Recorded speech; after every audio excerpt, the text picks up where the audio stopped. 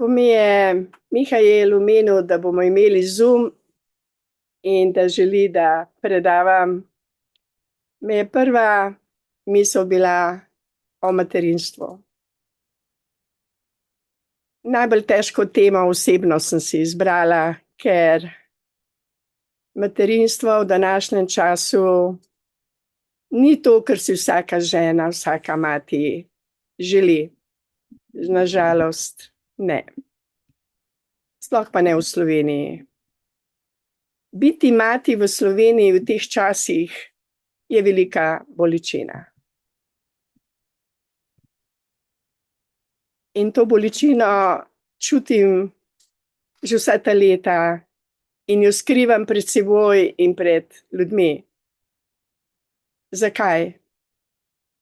Zato, ker je dejansko neznosna. In ko sem razmišljala, kaj bi govorila danes, in ker želim biti iskrena, me je napadel zelo močen kašelj. Tako močen, da sem poklicala kolega Markota in ga prosila, da naj pogleda, zakaj tako močno kašljam. Nasmejal se je in je rekel, kar izkašljajte svoje bolečine, skrajni čas je. Res je, skrajni čas je, da svoje bolečine izkašljam, ker jih je res veliko. Saj se človek zamoti s tekočimi lepimi dogodki, ampak tisto, kar naša duša čuti, to pa je nekaj, kar je v nas in slej ko prej se moramo soočiti tudi s temi bolečinami. Veliko žena se boji poroda, ker vejo, da pri porodu se dogaja marsikaj. So bolečine prisotne, težke bolečine, nepredvideni dogodki. Tudi vsi otroci ne pridejo na svet nasmejani, srečni, ampak v joku. Srečanje matere in otroka je običajno polno bolečin in joka. In tudi prva leta odraščanja je kar boleče. Vendar obstaja še en porod. En porod, ki se mu reče porod brez bolečin. Jaz osebno sem rodila 4-krat. Prvo hčerko v neznosnih bolečinah. Imela sem srečo, da sem bila v bolnici, ker se je hčerka rodila 3 tedne prezgodaj in sem morala biti v bolnici, da je dobila tisto pravo težo, da sva lahko odšli domov. In če ne bi bila v bolnici, danes ne bi stala pred vami, ker sem dobila zelo močno krvavitev, ki so, hvala Bogu, jo lahko preprečili, ker sem bila na pravem mestu v pravem trenutku. Namreč ena žila se je pretrgala in sem zelo močno krvavela in predno bi me od doma pripeljali v bolnišnico, bi izkrvavela, tako kot moja babica. Pa še marsikatera žena na tem svetu. Ko sem bila noseča drugič, sem vedela, da me čaka boleč porod. Spomin na prvi porod je bil res neprijeten.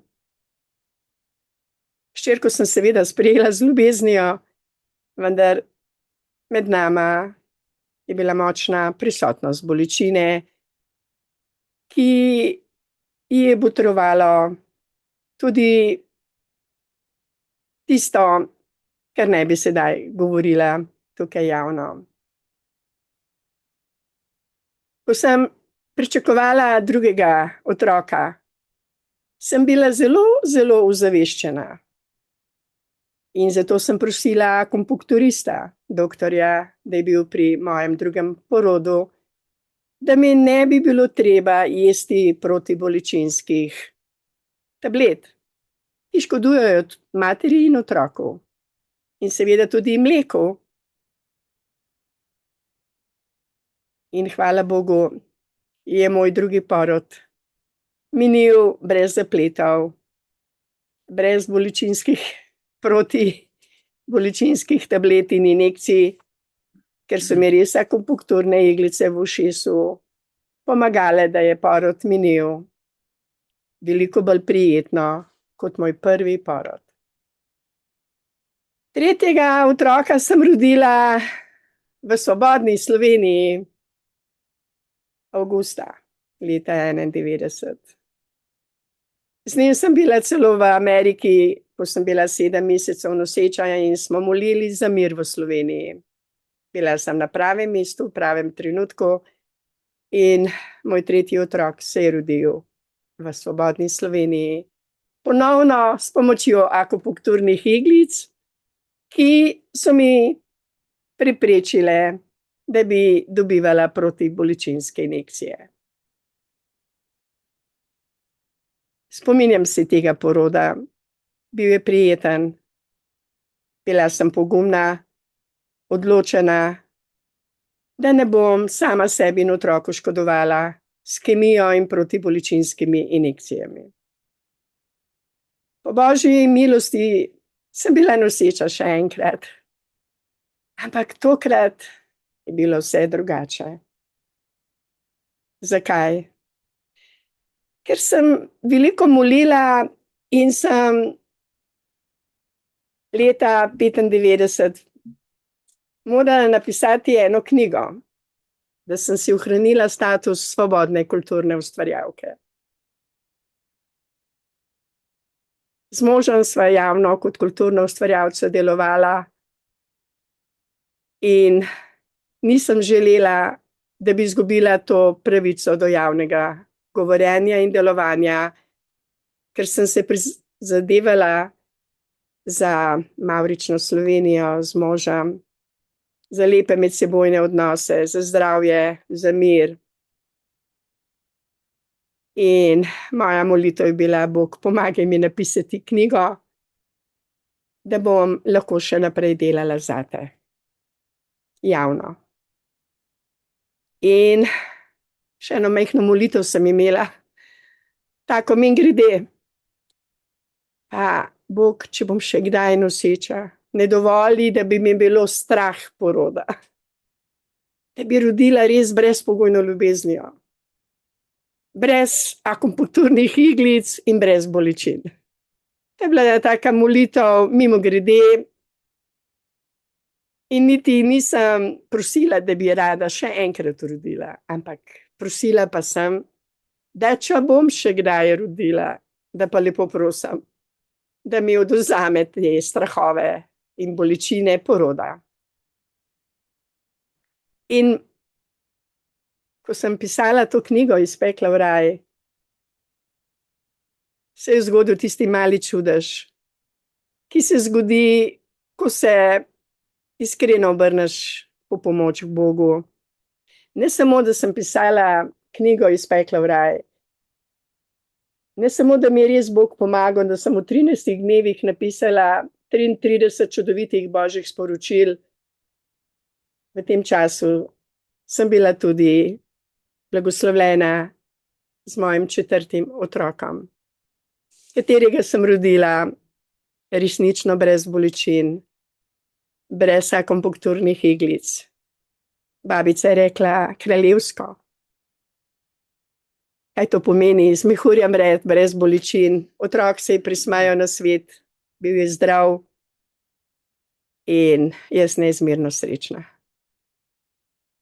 Jaz imam izkustvo 2 materinstev. Enega, ko dobiš otroka z bolečinami, in hvala Bogu imam izkustvo tudi rojevanja otroka brez bolečin.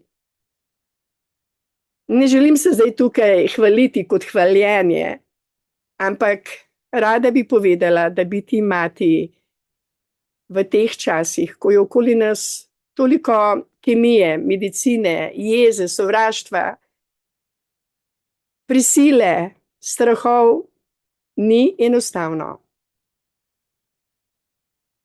Res ni enostavno. In čestitam vsem materam, ki so dovolj pogumne, da sprejmejo te bolečine in da s temi bolečinami resnično lahko dajo novo rojstvo svojemu otroku, ker to so pogumne žene. In materinski dan, da jim čestitamo, je res materinski dan vreden, da ga počastimo, da se zahvalimo tem pogumnim materam in da apeliramo na našo državo, da spremeni odnos do materinstva, odnos do otrok, odnos do življenja in da nam omogoči država kot druga mati, da bomo rojevale v ljubezni, da bomo rojevale v veri, da je svet pravičen, svet prijeten in da so vsi otroci sprejeti z brezpogojno ljubeznijo in da so to del naše skupnosti. In prav je, da jih pričakamo v radosti, ne s kemijo, ne s cepivi, ne z injekcijami. Prav je, da jih pričakamo z veseljem in da se veselimo vsakega novega rojstva na tej zemlji. Ja. Sem mati 3 otrok, ki so se rodili, na žalost, z mojimi bolečinami in sem, hvala Bogu, tudi mati otroka, ki sem ga rodila brez bolečin. Ni prijokal na svet, ampak se je prismejal.